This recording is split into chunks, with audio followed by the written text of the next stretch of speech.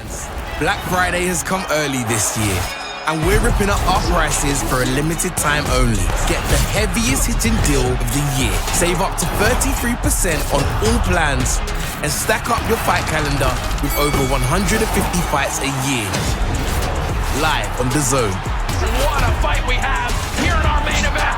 And then enjoy a knockout November schedule. Subscribe before November 29th. Sign up at dazn.com/boxing. All right, people.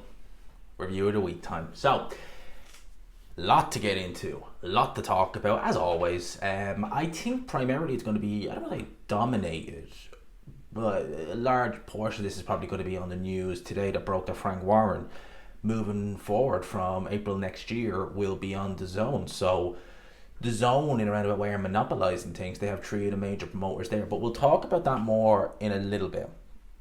Whenever there's a big week, well, I don't say it was necessarily the biggest weekend of fights, but whenever there's fights on that had a little bit of significance, or fighters that we know about, we always start with that. So let's start with, well, we'll do a quick review of the Pro Box show. So Pro Box actually did a show with Michael Conlan and Jamie Conlan as the promoters. I know Conlan Boxing, obviously being the name of it. They done a couple of shows on Dazn. Well, they don't do many shows. They probably do maybe about 3, maybe 4 a year, thereabouts. So they did a couple of shows on Dazn, and now they've announced that they have basically are going to be working with Pro Box TV. Now, Pro Box TV is obviously the YouTube channel we all know about. It's a very good channel. They are now showing Conlan boxing fights. Now, he did a show in Belfast, headlined by, well, it was a co-main event by Robbie Davis Jr.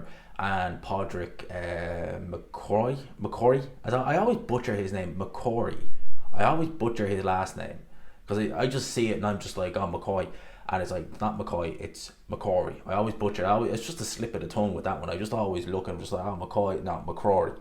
But they both headlined. Now, Robbie Davis Jr., Joe, I remember when he was with Matchroom and he fought Hank Lundy. He fought him on the undercard.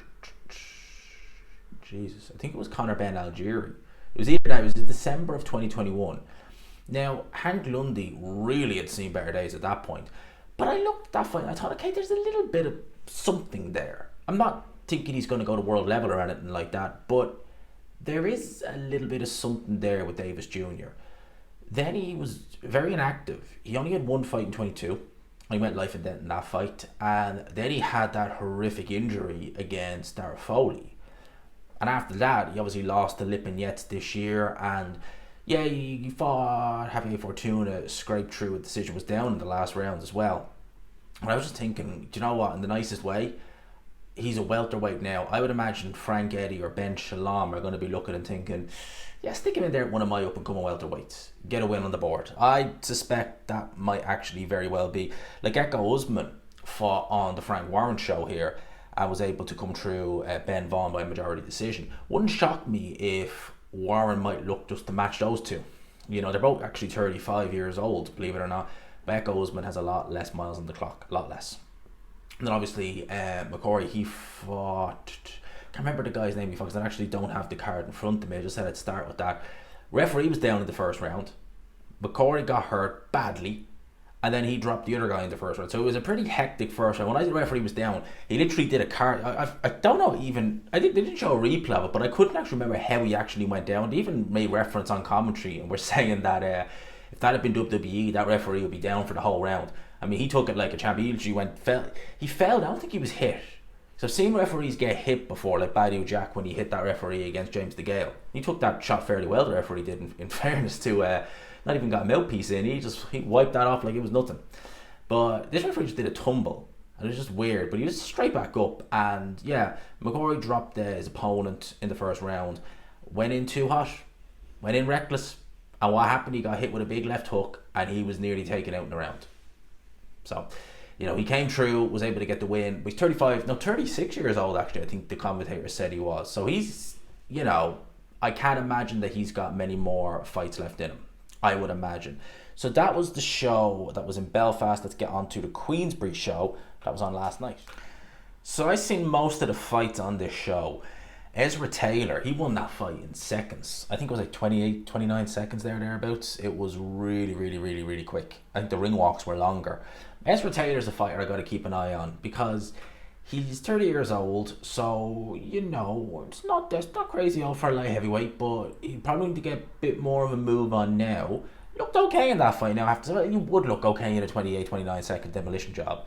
So we'll need to see more from him. Echo Usman fought Ben Vaughn. Good fight. Really enjoyed it. Echo Usman I didn't realise, and I've watched Echo Usman many times, I had no idea he was as old as he is. 35 years old. I genuinely, when I seen that come up on the detail of the tape, I was like, 35 years old. I just assumed he was younger. I've never actually seen like his age on there, and I just assumed he was younger, and that kind of surprised me. So 35 years old for a welterweight at domestic level.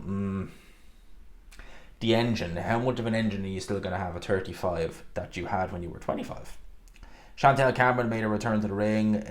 I have to be honest, I think I seen the first round, and then I was just kind of, no.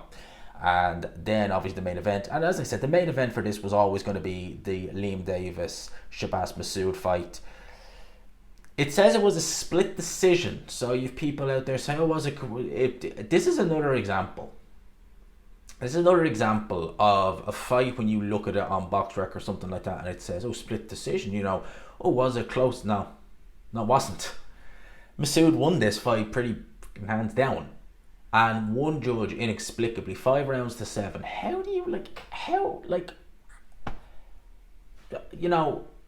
this is what I mean, right? Now listen, I think Carl Frampton summed it up best. Now he didn't say it about this fight, but it was about it might actually have been about one of Chantel Cameron's fights. But I remember Carl Frampton got interviewed, and he said that even in situations like this, something should be done.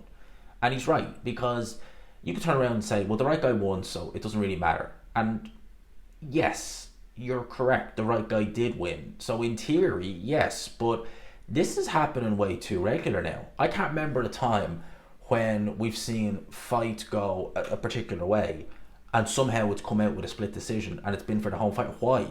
Why is that happening? And why can't we scrutinise these judges over it? That's what I don't understand. If a judge scored the fight for Liam Davis, okay, explain to me what you've seen in that fight that was so different than what actually everyone else seen. Because I think you're in a tiny minority who actually scored this fight for Liam Davis. Why did you score it that way? What was he doing that was making you, the judge, think, yes, that's a round for him. That's a round for him. Explain that to me. That's what I'd like to know with some of these judges. I really would, because I just don't understand. It's not the first time. We've seen it with the Joshua Buatsi versus Willie Hutchinson fight. Split decision. How? Hutchinson, I think he had a point deducted, but he was down twice. And it still scored a split decision? Really? And even, he was doing alright early, but it was Joshua Buatsi from then on, but somehow a judge scored a split decision?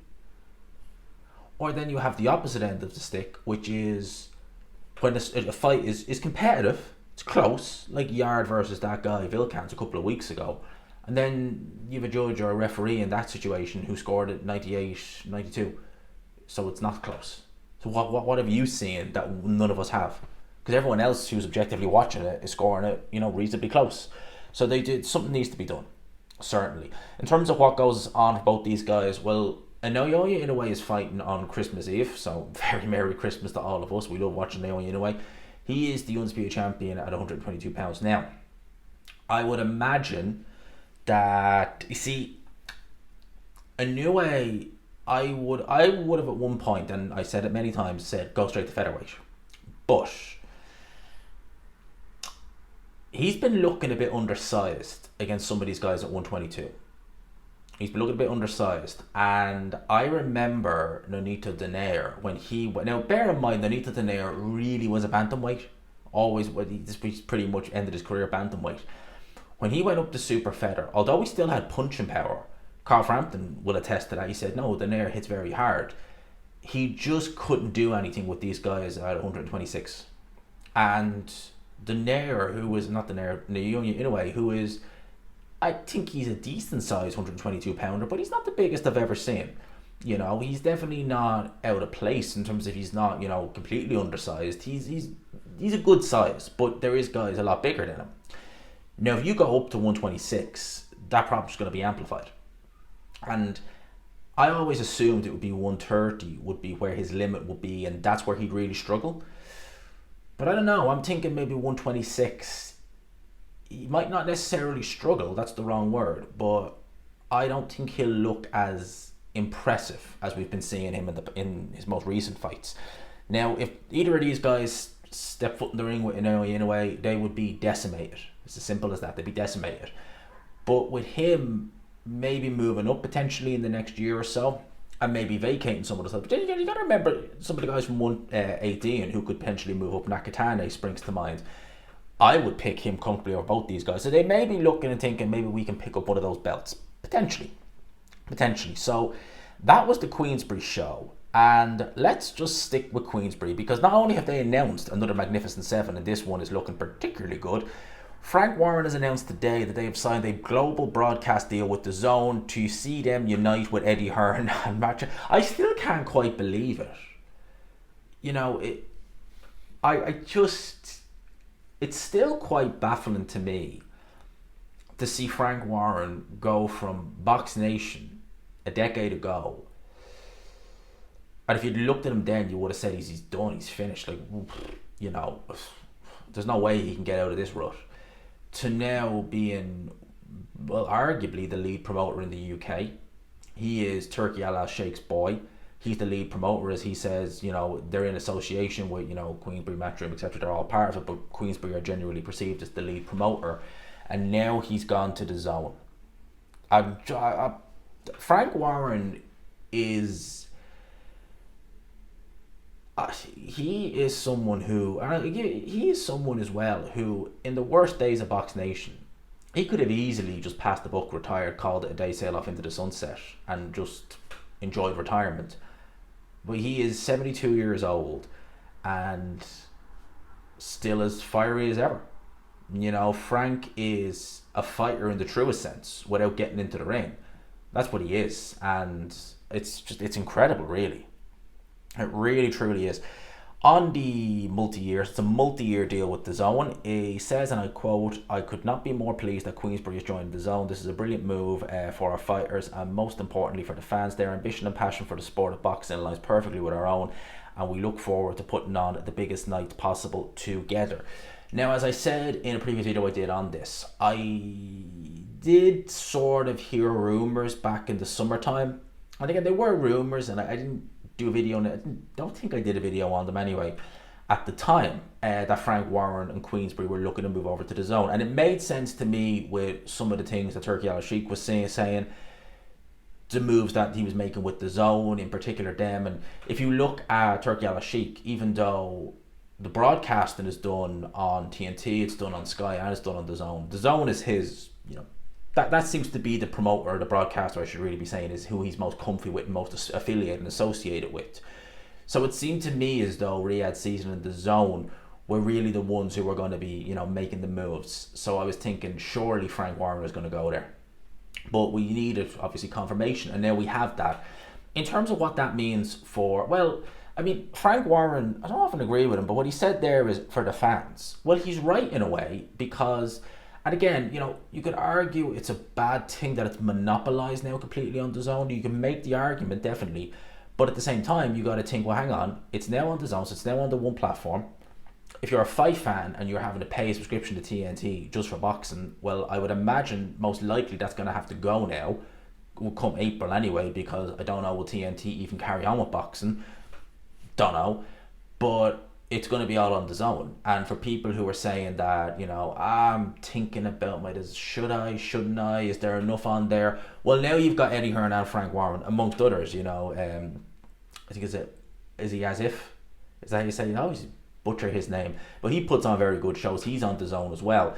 So now you do have a lot more variety on Dazn. Now, there is some stuff that you can look at and say, okay, there's more now. Because I'll give you an example. If Eddie Hearn and Frank Warren were both on Dazn now, well, then you would have had Liam Davis last night.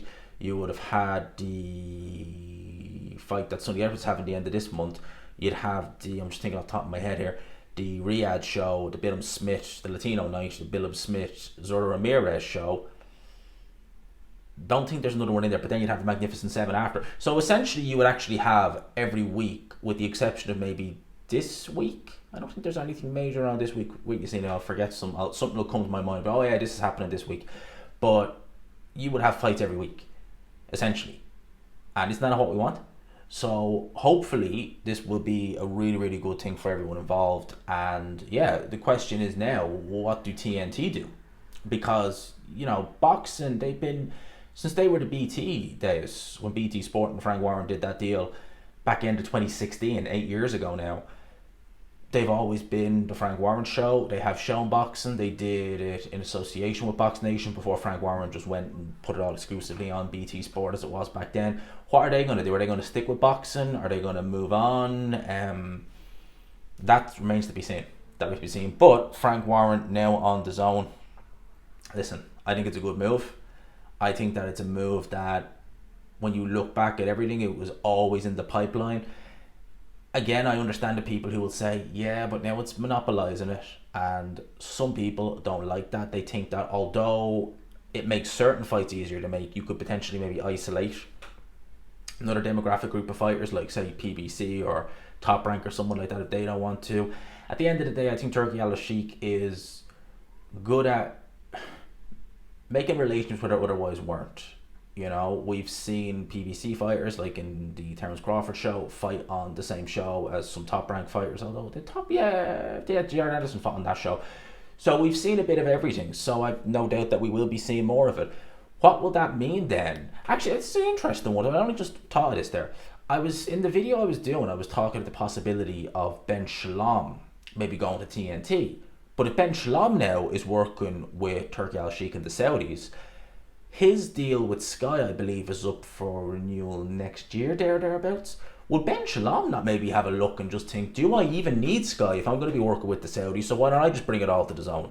If that was the case, then you would have the three main promoters in the UK, the three big ones, the three guys, the three amigos. They're not really amigos, are they? But you would have the three big promoters all on the one platform. Because I was just thinking about that. Like, if Ben Shalom's contract is up, or deal with Sky is up next year, why stay if Dazn is an option and you're going to be working with the Saudis anyway? So it's something to think about, definitely. In terms of Frank Warren as well, he's actually announced, and I know it's not, I'm trying to keep it in as good of order as I can, but I might as well just stick on it now. He announced another Magnificent Seven show for December the 7th in London. Always on a day when I'm not in the city, because I'll be back home. I'll be back home that day, back in Dublin. And I'm actually looking forward to it. I'm not being funny, I'm not lying. I'm actually looking forward to being home. I'm going to be home for most of December. In fact, actually, I'm literally going to be in London. Well, I'm in London, well, now, obviously.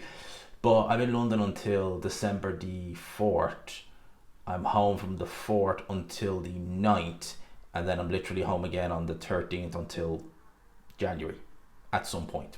Don't know when I'm going to go back to London, but it'll be in January. So yeah, I'm pretty much home the whole month of December. So yeah, it's going to be fun. It's going to be fun. So the one time where it's like, that show might be one I can get to. I know you're doing that on the worst possible date for me. But look, it's a good show. I look forward to watching it. Brad Paul's Denzel Bentley is going to be a very, very good fight. I was watching the prelims for the show on TNT last night. They were interviewing Nathan Heaney, and he was actually comparing both guys. Now, he beat Denzel Bentley, and he drew with Brad Paul's first time and then was stopped by him in the second fight. And he said some very interesting things. He compared punching power and other things, and he said with Denzel Bentley, he always felt like he needed to be on it. He said Bentley's punching power was very, very good, and he's a very good fighter, and he felt like he needed to be on it constantly. He said with Brad Paul's, he didn't feel like he needed to be on it, and that was the problem. That Brad Paul's is one of those fighters where, I guess the way he kind of explained it was that he wasn't really seeing much from him, and that was the problem. He thought it was too easy, and then Brad Paul's could just find another gear, and boom, it's become a lot trickier. So that was a real interesting one that Nathan Heaney was saying. So that's the main event. Lawrence Okolie makes his heavyweight debut against Hussein Mohammed. Now again, I thought about this already. Listen, the guy is virtually unknown. I would say it should be straightforward for Lawrence Okolie. The only thing, this guy has been weighing in the 260s. So if Lawrence Okolie thinks he's going to manhandle this guy, he's got another thing coming. Sam Noakes versus Ryan Walsh is a good scrap. Ryan Walsh is always he's always game. He's always there to fight, and he can punch as well. Ryan Walsh, Solomon Dakis versus David Adelaide. Adelaide's first fight in over a year. He should win. Should win if he's got enough left, because I think that he had injuries, and the nature of that loss to Fabio Wadley. I mean, he really went in there thinking, Wadley is, like taking candy from a baby, and he got battered from pillar to post in that fight. He really did. So there is that. Joseph Parker has called out Daniel Dubois for February the 22nd. He looked great versus Miller, versus Hrgovic and Joshua, but there's a big difference. I'm fresh, I'm hungry, I'm ready to go. I've been waiting since March for a big fight. Let's get it on now. I think Joseph Parker, him or Zhilei Zhang. I think Joseph Parker is long overdue a title shot. He's long overdue a big fight. The problem for Joseph Parker was that those two wins, as good as they were against Zhilei Zhang and Deontay Wilder, boxing is still an entertainment show. It's an entertainment game. And I think with Turki Al-Sheikh, if you are fighting on one of his shows and you win, but you win really ugly and just, bore the place down. And that's why I think Shakur Stevenson could be in deep trouble if he fights in some of his shows, because, Bourne and him just go hand in hand. It's like white and rice. So he is not going to be willing, or let's say he's not going to be willing, but he's maybe not going to do you as many favours as someone who maybe lost in, a thrilling encounter. So I would say Hrgovic coming off the back of a loss to Dubois, even though he's not going to get a rematch, I'd say Turki Al-Sheikh could be happy to have him on a show because it was an entertaining fight while it lasted. Parker versus Dubois, I don't think, genuinely, I would be picking Dubois to win, but I think he would have a much harder fight against Parker. Styles make fights at the end of the day. I think he'd have a much harder fight against Parker than he would against Anthony Joshua. I do. I genuinely think that. I think he'd have a much harder fight against him than he would against Joshua. It's just stylistically, Parker is... He's not as aggressive as Anthony Joshua. He doesn't make as many mistakes defensively as Anthony Joshua. He's definitely not the puncher Anthony Joshua is, but he's a different character altogether to fight. I would imagine it would go similar to the Joyce Parker fight. Ultimately, Joyce ended up winning that fight late in the 11th round. I think it would maybe be similar to that. Maybe actually Dubois may get him out a little bit earlier, maybe. But yeah, that's what I think is most likely to happen. Now, so November 15th, AT&T Stadium in Texas. So apparently the Jake Paul Mike Tyson fight is an official sanctioned professional fight. So results go on their records.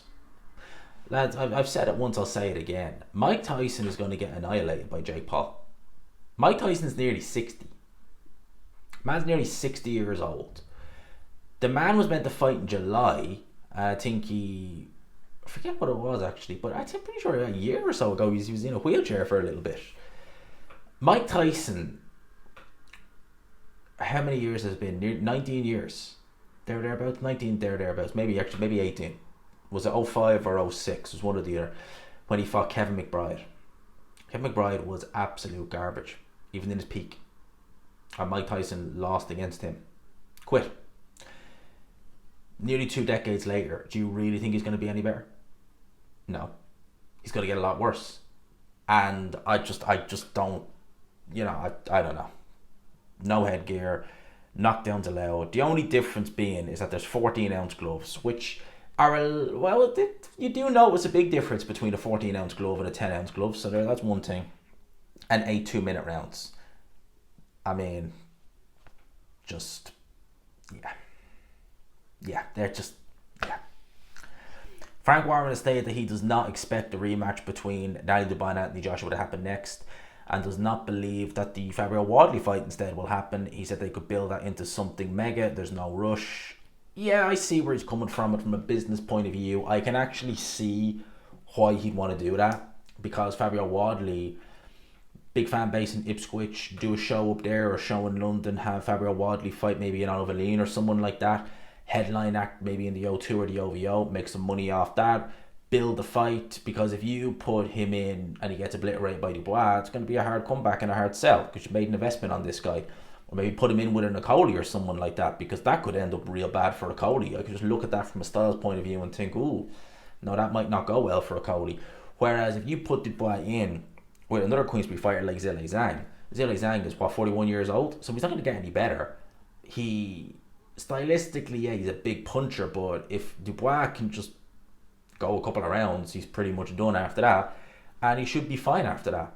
And if Zhang loses, I mean, it's not going to be a long rebuild because he's 41. So I guess business wise, that does make more sense from Frank Warren anyway, to do that fight, or he'll just do Parker, who I believe is also with Queensberry. So Frank Warren and Queensberry, I mean, I swear, he is making all these signings. He's with Dazn now. It's just Frank Warren is doing some real good work. He really is. He's doing some real good work. He really, truly is. And it was announced as well during the week, Nick Ball, Anthony Kakache, Hamza Shearers, Moses Tauma, Liam Davis, who's just lost, and Sam Noakes have all signed long-term contract extensions with Frank Warren. So Frank Warren is in a really, really good place with his stable of fighters. He really, truly is. So Frank Warren with Dazn, Daniel Dubois probably going to be headlining a February show, the Magnificent 7 show coming up in December, moving to Dazn next year. Honestly, I started this video just talking about Frank Warren and how good a job he's done to get from where he was a decade ago on the Box Nation days to where he is now. If you went back to one of Eddie Hearn's interviews with Coogan back about a decade ago, and you travel back in time and told him, well, 10 years time, do you want to hear what the landscape of boxing is going to look like? Well, you're going to be actually sitting alongside Tyson Fury in a rematch with Alexander Usyk. They're going to do it in Saudi Arabia. It's going to be unification, and you're not Tyson Fury's promoter. You're actually sitting there with Frank Warren and basically, bigging Tyson Fury up after Frank Warren has decimated you 5-zip in a matchroom versus Queensberry. Oh yeah, and Frank Warren is very much the Saudis guy, and you're kind of along for the ride.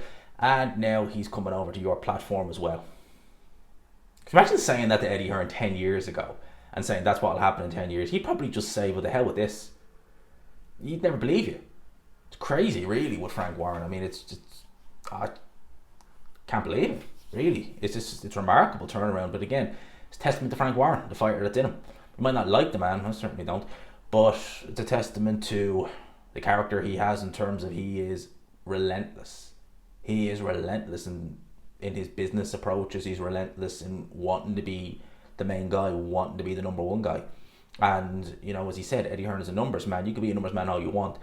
If you have that fire that Frank Warren has, it's going to take you. It's going to bring you out of the doldrums. It really will. And it has. So big up to Frank. Let me know your thoughts in the comment section below. Hope you enjoyed the video, people. Smash the like button if you could. Hit subscribe, of course, as always, if you haven't already. And for now, as I'll leave it there. Hope you all have a great week this week. Hopefully it's a nice, easy week for everyone, and we all get some good news, myself included. Till next time, peeps, I'll leave it there. Peace.